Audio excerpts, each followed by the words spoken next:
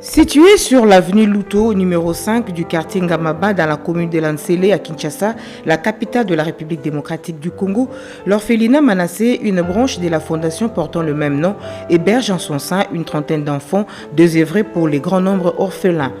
Œuvre de Madame Juno da Silva, présidente et fondatrice de la dite structure, Manassé, qui signifie faire oublier les peines, prend en charge, aide et soutient ces enfants qui ont perdu leurs parents et d'autres des nécessiteux.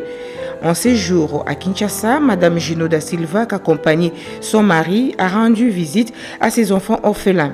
Elle les a par la suite pris à bord d'un bus pour les conduire à l'école où le matin, ces enfants ont des activités sportives.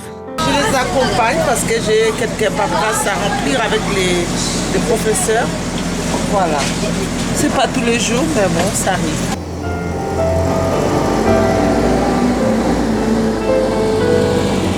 Et c'est au complexe scolaire Marie Immaculée, école catholique dirigée par les sœurs missionnaires clarentaines, que ces enfants étudient. Un choix qui justifie Madame Juno da Silva en ces termes. Dans les secteurs, il n'y a que ça. Il vaut mieux leur conduire dans cette école, comme ça au moins les enfants ne restent pas à la maison malgré les frais sont un peu coûteux, mais bon, on fait avec. Et il y a des bonnes donataires aussi des fois qui se présentent pour assurer la scolarisation des enfants. Soucieux de l'éducation de ses enfants, un bon parent, elle a voulu s'enquérir de leur niveau d'application auprès des enseignants et responsables de cet établissement.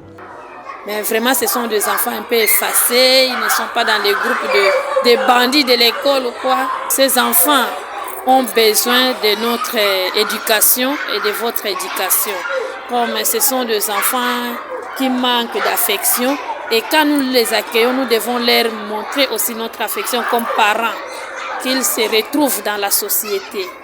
Alors il faut le prendre avec beaucoup de patience.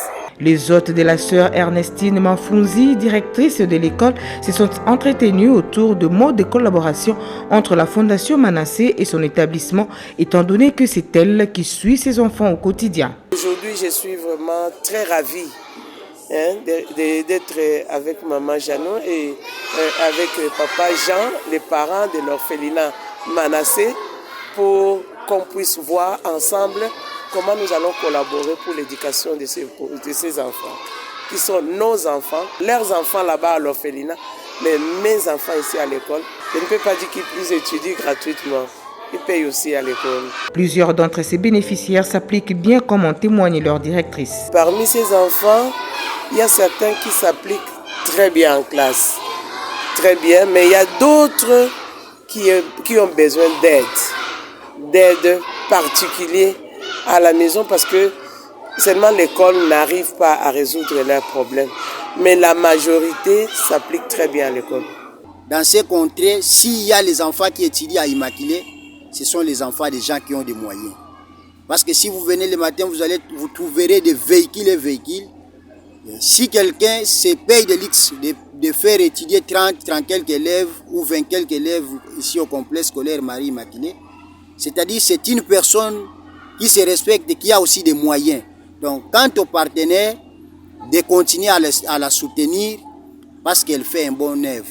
Toujours dans le cadre de sa visite, Madame Juno da Silva palpe du doigt les vécus quotidiens avec plus d'explications de celles qui restent avec eux en permanence tout en écoutant aussi les concernés qui avaient quelques soucis à exprimer. On t'a demandé les ventilateurs de notre chambre parce que à la nuit il fait tellement chaud. On n'arrive pas même si dormir. En pied, on arrive toujours souvent en retard. Là, les amis entrent déjà dans des salles de classe et puis nous, on arrive après. Ils sont au nombre de 13 garçons ici dans cette chambre. C'est pas évident, il faut qu'on leur trouve, on leur construit un dortoir pour eux parce qu'ils restaient dans une chambre comme ça. C'est pour ça qu'il y a d'autres qui deviennent très turbulents. Ils sont tous comme si ils sont dans une boîte à sardines parce qu'ils sont nombreux.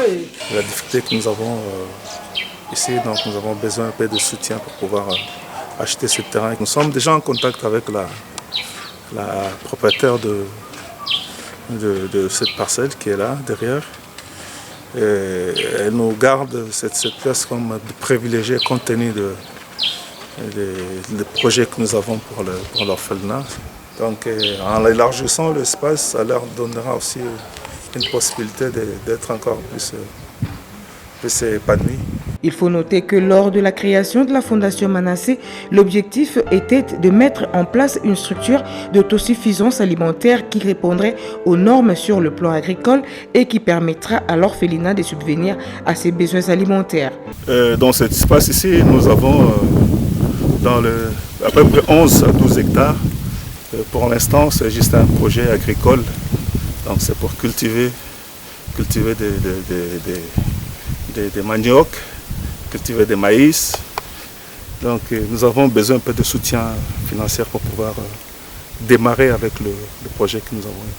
C'est toujours un projet et l'exécution n'est plus pour longtemps car les partenaires vont sans nul doute se manifester incessamment pour assurer les lendemains de ces enfants et c'est là pour le bien de la société.